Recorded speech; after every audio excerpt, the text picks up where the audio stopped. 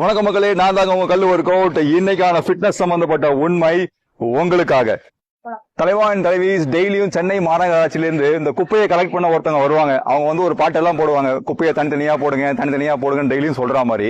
தினமும் எக்ஸசைஸ் பண்ணுங்க நம்ம சொன்ன மாதிரி அதை கேட்டு ஒரு ஞான உதயம் உங்களுக்கு வந்து நீங்க எக்ஸசைஸ் பண்ண ஆரம்பிச்சிட்டீங்கன்னு வச்சுப்போம்.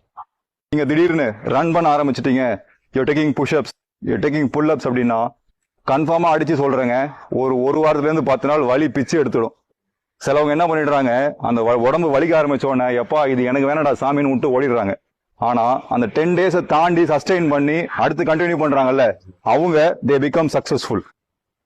கான்செப்டுங்க, உங்க மசில்ஸ் எல்லாமே இந்த மாதிரி ஒட்டி இருக்குங்க, நம்ம சணல் கயிறு மாதிரி இருக்கும். ஸோ நீங்க எக்ஸசைஸ் பண்ண ஆரம்பிச்சுன்னா என்ன ஆயிடும்னா இப்படி இது சுருங்கும். எக்ஸசைஸ் பண்ணி முடிச்ச உடனே இது விரியும். அப்போ இந்த இடத்துல lot of damages will happen. இந்த இடத்துல நிறைய டேமேஜஸ் நடந்துடும்.